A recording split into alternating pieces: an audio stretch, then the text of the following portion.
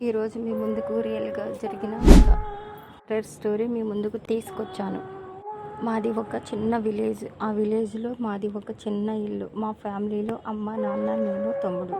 మేము అప్పుడే ఇల్లు మారవలసి వచ్చింది. అప్పుడే నాన్నకి వాళ్ళ ఫ్రెండ్ కనిపించి, ఇలా మా తెలిసిన వాళ్ళు ఇల్లు ఒకటి ఉంది, అందులో రెంట్కు దిగు, ఇల్లు చాలా ఖాళీగా విశాలంగా ఉంటుంది, చాలా బాగుంటుంది అని చెప్పారు.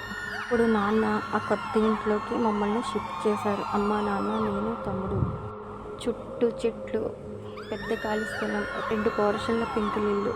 అందులో నేను, తమ్ముడు, అమ్మ, నాన్న సరదాగా సంతోషంగా అలాగా 2 నెలలు గడిచిపోయింది. ఇప్పటి వరకు కొంచెం పక్కన ఏవో సౌండ్లు, గజ్జల సౌండ్లు, ఏడుపులు, ఎవరో గోల చేసినట్టు అలా అనిపించేది.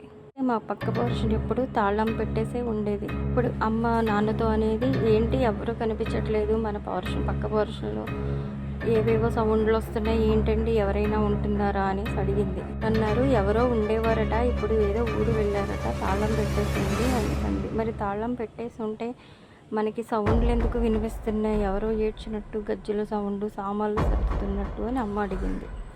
అప్పుడు నాన్న అన్నారు, అటుపక్క కూడా ఇంకొక డోర్ ఉంది కదా, ఆ డోర్లోంచి వస్తూ వెళ్తున్నారేమో, అంటే మనం చూసినప్పుడు రావాలని ఏమీ లేదు కదా అని నాన్న అన్నారు. వచ్చినప్పటి నుంచి నాకు అక్కడ చెట్టు దగ్గర ఎవరో ఉన్నట్టు, బావి దగ్గర ఎవరో ఉన్నట్టు కనిపించేవారు.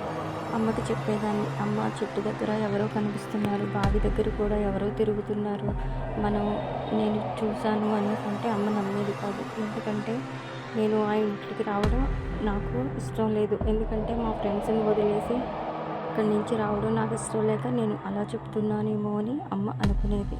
ఒక్కరోజు సడన్గా అమ్మకి బావి దగ్గర ఎవరో తెల్ల చీర కట్టుకుని జుట్టు విరపోసుకుని కూర్చున్నట్టు కనిపించిందట. నాన్నతో అమ్మ చెప్పింది, ఇది ఎవరుండి అక్కడ ఉన్నారు, వాళ్ళ పక్క పోర్షన్ వల్ల అంటే, లేదు ఎవరైనా ఎదురింట్లో వాళ్ళేమో అనేసి అన్నారు. కాకపోతే మా ఎదురింటికి మాకు ఒక 5 అడుగుల దూరంలో ఉండేవాళ్ళు. ఎవరు ఉండరు, అంతా నీ భ్రమ, అంటే చుట్టూ చెట్లుంటి ఒంటరిగా ఉంటున్నావు కదా, అందుకే నీకు అలా ఎవరో ఉన్నట్టు అనిపిస్తుంది, నువ్వేం భయపడకు అనేసి నాన్న చెప్పారు. ఆ రోజు అమావాస్య అంటే నాకు ఎందుకు తెలుసు అంటే, ఆ రోజు సల్లంగి అమావాస్య. మేము ఉదయాన్నే గుడికి వెళ్ళి వచ్చాము. సాయంకాలం అయ్యేసరికి అప్పుడు చాలా తక్కువ ఉండే రోజులు, దీపం బుడ్లు, లాంతేర్లు ఉండేవి.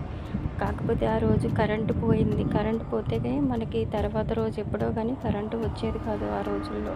ఇప్పుడు 6 బయట మంచాలు వేసుకుని పడుకున్నాము.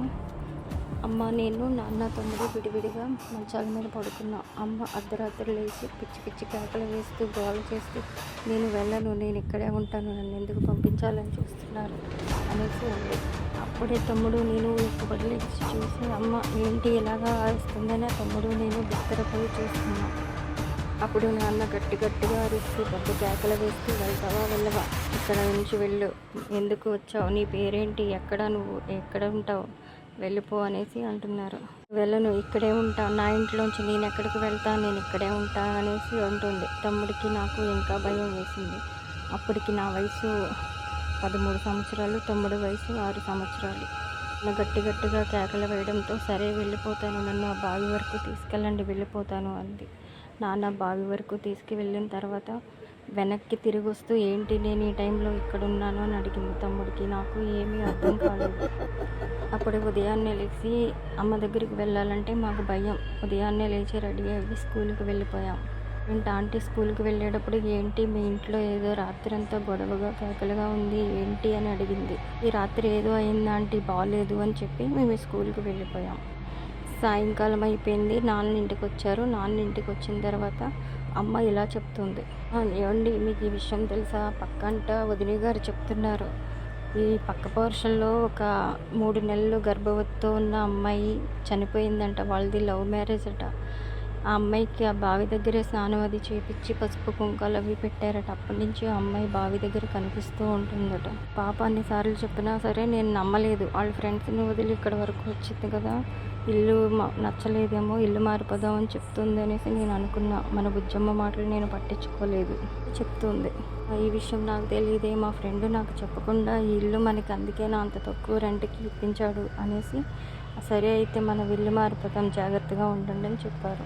ఇంకా ఇంట్లో మేము ఎన్ని రోజులు ఉన్నాం, ఎన్ని రోజులు ఉండాల్సి వచ్చింది, అక్కడ ఇంకా అమ్మకి ఏమేమి జరిగినాయి, ఇవన్నీ తెలుసుకోవాలనుకుంటే కామెంట్ చేయండి. నెక్స్ట్ వీడియో కంటిన్యూ చేస్తా. నెక్స్ట్ వీడియోలో ఇంకా థ్రిల్లింగ్ విషయాలు చాలా ఉన్నాయి. మీకు కావాలనుకుంటే కామెంట్ చేయండి. ఈ వీడియో ఇంకా పూర్తిగా కంటిన్యూ చేస్తా. ఇంకా చాలా విషయాలు ఉన్నాయి ఇందులో. మన ఛానల్ అయితే లైక్ చేయండి, షేర్ చేయండి, ఫాలో చేయండి. మీరు లైక్ చేస్తే మన వీడియోలు ఎంతోమందికి రీచ్ అవుతాయి. అప్పుడు ఇలాంటి వీడియోలు మరెన్నో నేను చేయగలను.